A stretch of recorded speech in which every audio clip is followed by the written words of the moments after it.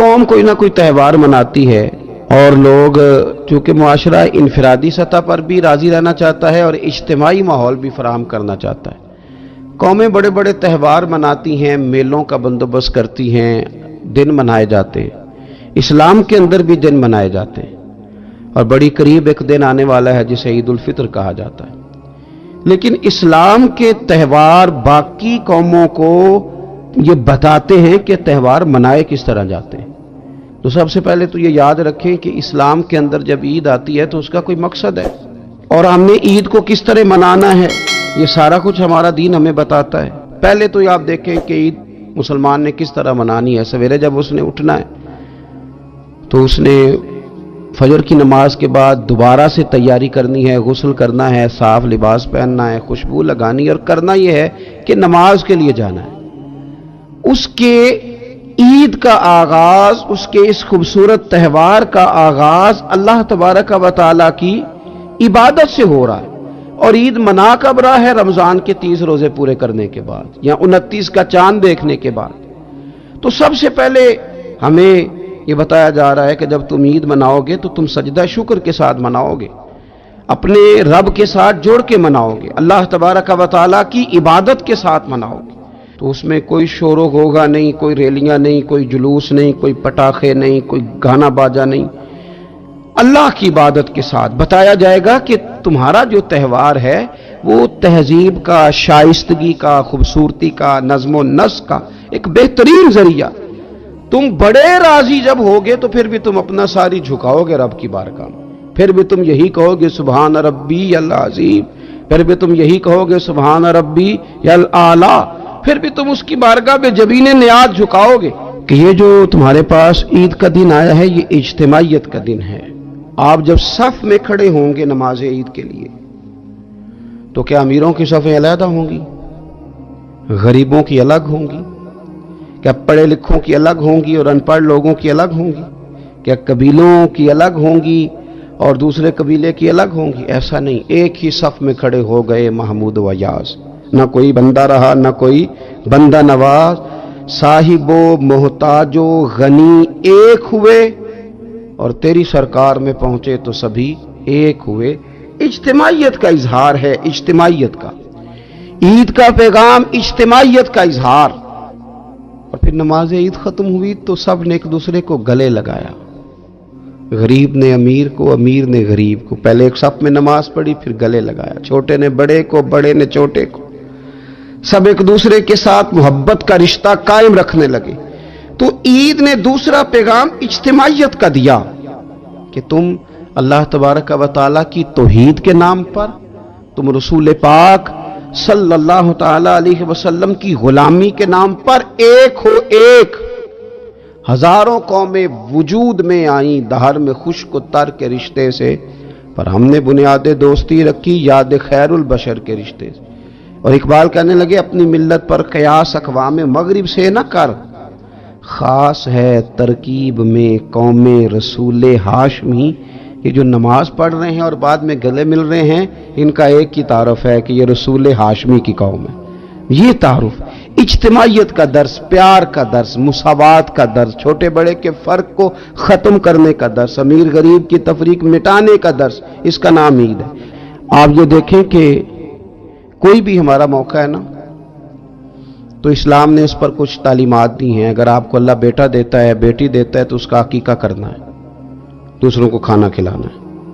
اگر اللہ نے شادی کا موقع دیا تو سنت ہے ولیمہ کرنا ہے، لوگوں کو کھانا کھلانا ہے۔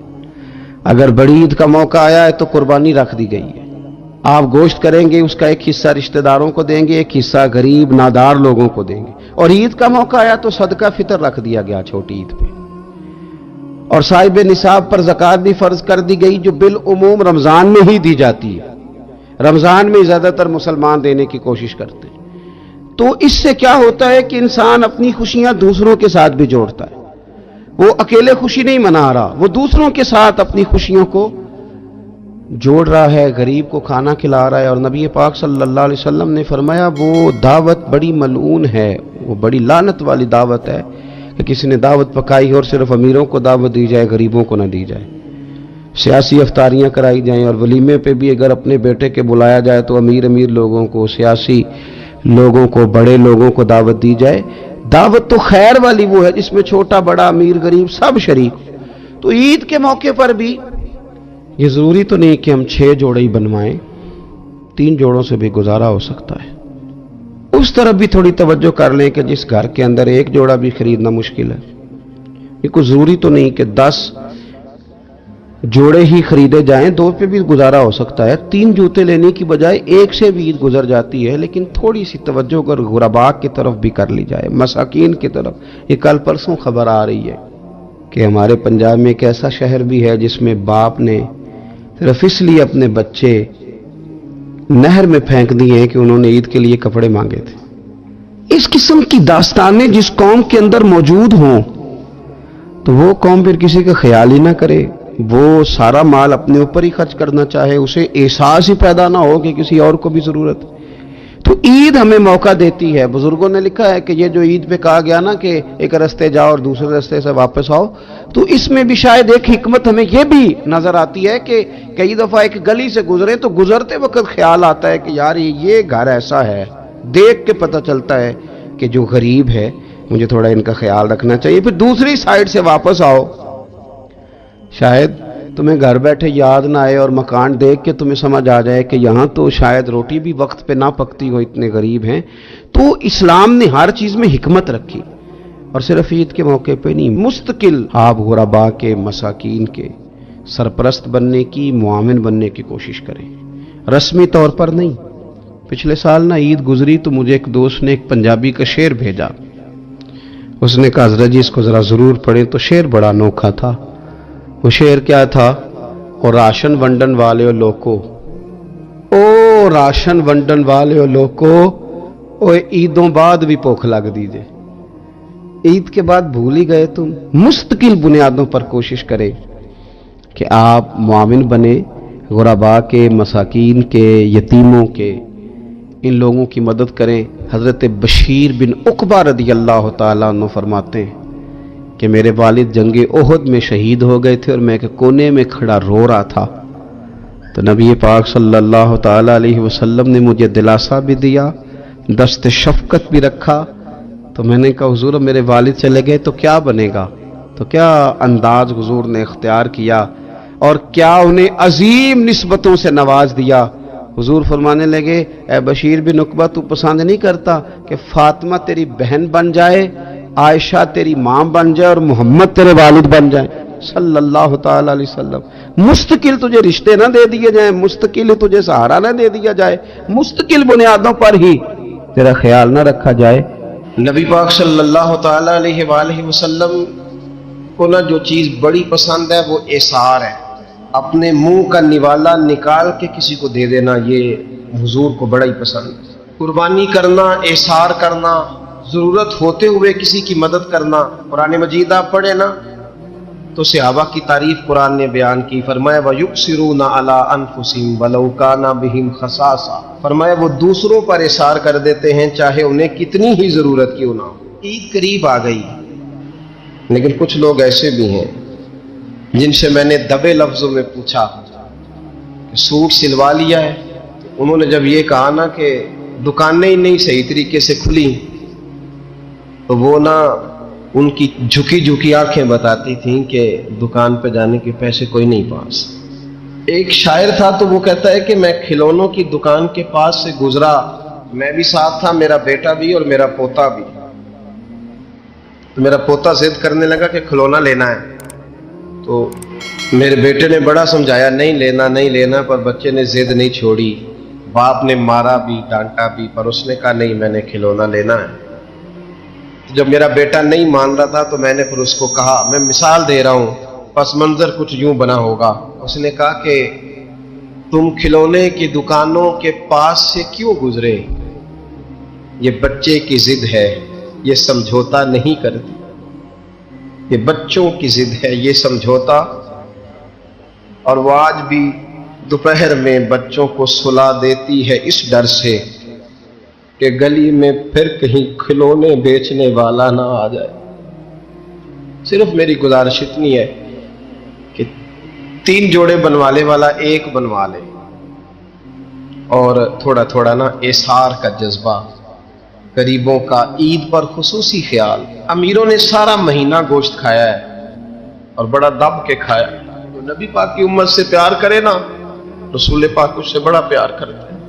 इस तरह करना, ईद पे गोश्त का आर्डर देना, लेकिन एक दिन अपने घर पका लेना और कोशिश करना कि दाएं बाएं जहां गोश्त नहीं ना जाता, थोड़ा थोड़ा वहां भी सिर्फ छोटे छोटे खर्चे अपने कम करके, तो वो फिर भी जेब में नहीं रखने, वो थोड़ा सा ना इजहार इस ईद पे बड़ा जरूरी हो गया। हाँ, कुछ है ऐसे ही खा।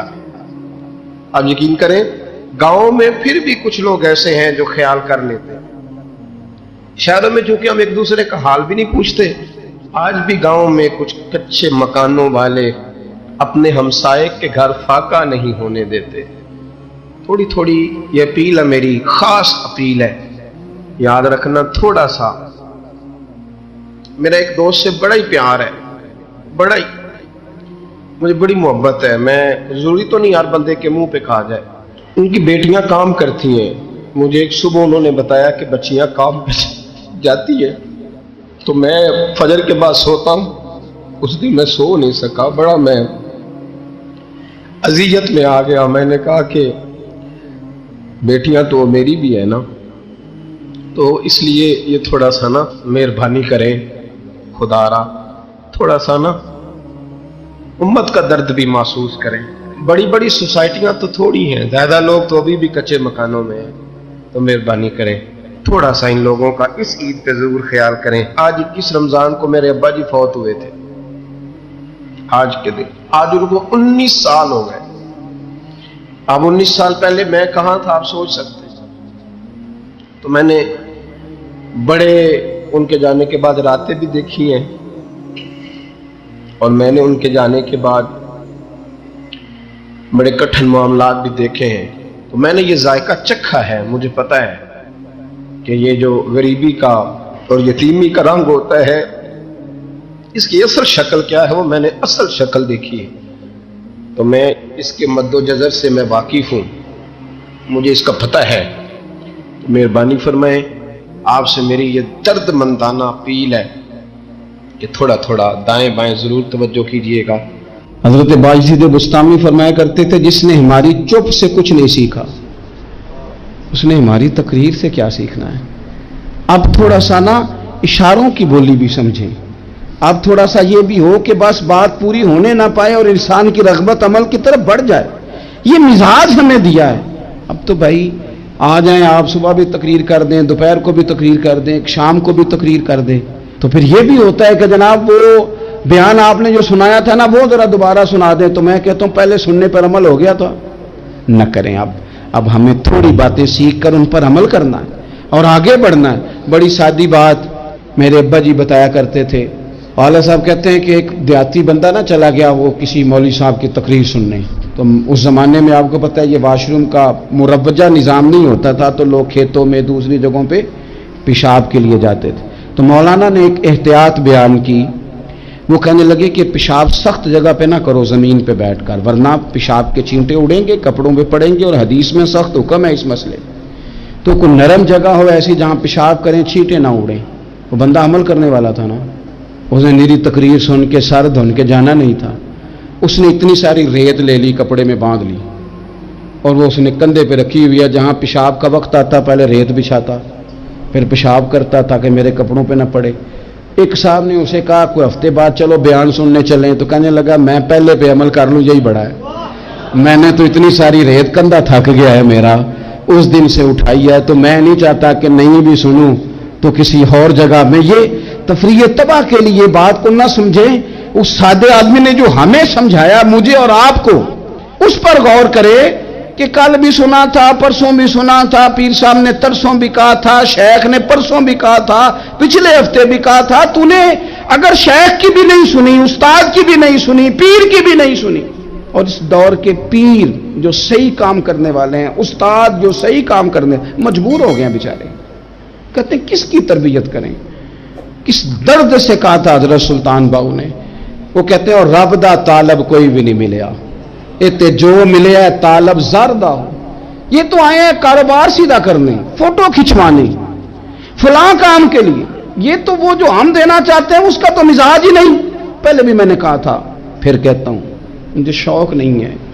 خدا مجھے معاف کر دے اس دن سے پہلے جس دن یہ شوق ہو کہ میں سویرے جاؤں گا تو نوٹ لاؤں گا، تو شام جاؤں گا تو نوٹ لاؤں گا. یہ شوق نہیں ہے، طبیعت نہیں ہے، من نہیں چاہتا. لیکن یہ کہ یہاں بھی آ جائیں خطاب کر دیں، یہاں بھی او خدا کے بندو، ہم کہاں اس قابل ہیں ہم خطاب کریں. ہم نے تو نا جی ایک اذان دینی شروع کی ہوئی، صبح و شام ایک اذان پڑھتے ہیں، ہے یہ پیغام حضرت احمد رضا کہ بارگاہ نبی کے رہو با وفا. ہم تو کہتے ہیں ادھر آ جاؤ، ٹھوکریں کھاتے پھرو گے ان کے در پہ آ پڑو، قافلہ تو اے رضا اول گیا آخر گیا. ہم تو کہتے ہیں ادھر آؤ، اللہ رسول کی بارگاہ کی طرف رجوع کرو. اور وہ ایک جملے پہ اگر تو عمل ہو گیا، پیار سے باتیں کرتا رہتا ہوں، سب کے ساتھ نہیں کرتا، جس کا مجھے پتا ہو کہ یہ تھوڑا سہ لے گا. ایک دوست نے مجھے کہا کہ میں تو آتا ہوں تو مجھے علاقے کے لوگ کہتے ہیں ان کو بلاؤ، تو میں کہتا ہوں پورا عمل کرنا میری غلط ہے، تو پھر میں باقیوں کو بھی لگا جاؤں گا. تو اگر تیرا ہی عمل نہیں ہو سکا تو باقیوں کو میں نے جا کے کیا سمجھانا ہے. تو ایک تو آج کی جو رات ہے، اس سے پہلے اپنے اعمال کی طرف میں اکثر کہتا رہتا ہوں کہ شب برات پہ ہر مسجد سے زور زور سے رونے کی آواز آنی بھی چاہیے. شب قدر پہ آتی ہے، عمرے پہ جاتے وقت لوگ معافیاں مانگتے ہیں، حج پہ جاتے وقت، اور کروڑوں لوگ یہ کام کرتے ہیں سال میں. اگر 25 لاکھ 26 لاکھ آدمی یا 50 لاکھ آدمی حج کرتا ہے اور وہ جانے سے پہلے معافی مانگ کے گیا، توبہ کر کے گیا ہے، اور کروڑوں لوگ ہیں جو شب قدر میں ہیں، شب برات میں ہیں، اور انہوں نے کھل کے توبہ کی ہے، تو پھر میرے بھائی سویرے کرپشن ختم ہونی چاہیے نا ملک سے. سویرے 75% جھوٹ ختم ہونا چاہیے نا. ساری رات تو لوگوں نے توبہ کی تھی. صبح 80% حقوق العباد کا مسئلہ حل ہونا چاہیے تھا کہ نہیں ہونا چاہیے؟ صبح ملاوٹ بہت حد تک ملک سے ختم ہونی چاہیے. تو کیا ہم نے سمجھ لیا ہے؟ ہم نے یہ سمجھا ہے کہ شب برات پہ بھی بس ایک رسم ادا کرو، آؤ تھوڑی توبہ کرو چھٹی کر جاؤ، آئیے شب قدر تو توبہ کرو چھٹی کر جاؤ. کیا یہ ہم نے مطلب سمجھ لیا؟ حج کرنے گئے، رب کی بارگاہ میں حاضر ہوئے، رسول کریم کی بارگاہ سے بھی جو ہو کے آ جائے اور بدلے ہی نہ، وہاں تک جائے اور بدلے ہی نہ.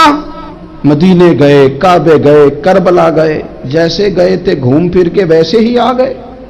نتیجہ کیا ہے؟ اپنی زندگی نتیجہ خیز بنائیں. آج اس خوبصورت موقع پر جب شب برات ہمارے سامنے کھڑی ہے، اپنے ذہن میں تہیہ کریں کہ اب ہم نے بدل جانا ہے. شوگر ہو جائے تو بدلنا پڑتا ہے، اللہ معاف کرے، چینی چھوڑنی پڑتی ہے، من پسند مٹھائیاں چھوڑنی پڑتی ہیں، بدلنا پڑتا ہے. بلڈ پریشر ہو جائے تو یارو بدلنا پڑتا ہے. اگر انسان کو خدا نہ خواستہ کوئی مرض لگ جائے تو بدلنا پڑتا ہے. اولاد پیدا ہو جائے تو بدلنا پڑتا ہے. گھر میں بیٹیاں پیدا ہو جائیں تو بوڑھے باپ کو بدلنا پڑتا ہے. بال سفید آ جائیں تو پھر بھی تو بدل جانا چاہیے نا. انسان کی عمر 40 سال ہو جائے تو پھر بھی تو بدل جانا چاہیے. شب برات پہ توبہ کرے تو پھر بھی تو بدل جانا چاہیے. اب بدل جائیں، اب ہم بدل جائیں. اب نہ درد ہوتی ہے، گاڑی میں بیٹھیں تو کمر پہ درد ہوتی ہے. اب ہم بدل جائیں. اب لوگ بتاتے ہیں تیرے بال سفید ہونے لگ گئے، اب ہم بدل جائیں. اب لوگ ہمیں کہتے ہیں بچے جوان ہو گئے، اب ہم بدل جائیں نا یارو. اب لوگ ہمیں کہتے ہیں کہ اوہو اب تو آپ اٹھتے وقت زمین پہ پہلے ہاتھ رکھتے ہیں پھر اٹھتے ہیں. اب بدل نہ جائیں. اب محسوس ہوتا ہے کہ نیند گہری نہیں آتی، اب محسوس ہوتا ہے کہیں کہیں جسم میں تکلیف ہے. اب بدل نہ جائیں. اب نہ کئی کلاس فیلو چلے گئے دنیا چھوڑ کے، اب بدل نہ جائیں. اپنے بہن بھائیوں میں سے کئیوں کا جنازہ پڑا، بدل نہ جائیں. ہم میں سے کئیوں نے ماں باپ دفن کر دیے، پھول ڈال دیے قبروں پہ. اب بدل جائیں. اب وقت تھوڑا رہ گیا، اب کچھ تبدیلی کی طرف آئیں. اب توبہ صحیح والی کر لیں، اب استغفار دل سے پڑھ لیں. اب تبدیل ہو جائیں. اب اپنے اندر باہر کچھ تبدیلیاں لائیں. اب اپنے ظاہر اور باطن کو سنواریں. اب اللہ رسول کی بارگاہ میں جانا ہے نا تو کہیں ایسا نہ ہو شرم آئے حضور کے سامنے کھڑے ہوتے، حیا آئے नबी करीम की बारगाह में खड़े होते, अब कुछ तब्दीली लाएं, आज इरादा करें कि आज जो तौबा करेंगे वो सही वाली करेंगे, आज जो वहाँ इस्तिगफार करेंगे अल्लाह के हुजूर हाजिर होके तो वो सही वाला करेंगे। अब कुछ तब्दीली का मिजाज लाएं। और फिर एक और बात भी अर्ज करूं, हमारे ज़ाती ताल्लुकात सारे धोखा हैं, हमारी जेबों में माल सारा धोखा है, हमारे बुलंदो बाग दावे सारे धोखा हैं, हमारे बड़े बड़े रुतबे सारे धोखा हैं। बड़े ताल्लुकात थे बेटे के, पर माँ बीमार थी तो उसे सेहत तो नहीं ताल्लुकात की वजह से मिल सकी। बड़े ताल्लुकात थे ना बेटे के, लेकिन जब बीमारी जोर पकड़ गई तो फिर क्या कर सका कोई। बड़े ताल्लुकात थे, बड़ा पैसा था जेब में, बड़ा कुछ था, लेकिन जब जनाब इजराइल आए तो फिर कोई कुछ भी ना कर सका। फिर अपने रह गए और जिसको जाना था वो सब चले गए। तो ये जितनी चीजें हैं ना, ये कुछ नहीं है, ये धोखा है। सच सिर्फ अल्लाह रसूल की जात है, हकीकत सिर्फ दीन है, असल सिर्फ वो बारगाहें हैं। धोखे में ना जिंदा रहो। छोड़ दो ये बात करनी के बड़े ताल्लुकात हैं, छोड़ दो ये बात करनी कि बड़ा पैसा है, छोड़ दो ये बात करनी कि बरादरी कबीले इलाके में बड़ा, और कुछ भी नहीं है। कुल्लु मन अलैहा फान, हुए नामवर बेनिशां कैसे कैसे। देखो जमीन खा गई, नौजवान कैसे कैसे। मैं मौलाना नूरानी की कब्र पे खड़ा था तो मैं कह रहा था, मकदूर हो तो खाक से पूछूं कि ऐ लईम, तूने वो गंज हाय गरा माया क्या किए। इतने इतने बड़े लोग तो ले गए, इतने इतने बड़े लोग, इतने इतने बड़े लोग कब्रों में किधर गए। सुल्तान महमूद गजनवी कहाँ हैं, शहाबुद्दीन गौरी कहाँ हैं। वो लोग जो मैदानों में आकर सिर्फ उनका नाम लिया जाता था तो दुनिया कांप जाती थी, वो कहाँ गए। उठ गए सब लोग, चले गए, खत्म हो गया मामला। वक्त अब हमारी तरफ बढ़ रहा है, अब तेजी है, अब पैगामे अजल आया, कई हमारे इर्द गिर्द से उठा के ले गया। अब हमें भी तो वापस लौटना है ना, तो कुछ तैयारी कर लें, कुछ इरादा कर लें। और बारगाह रब रसूल की इस तरह की है कि बस जाने की देर है, बस सिर्फ जाने की देर है, सिर्फ जाने की।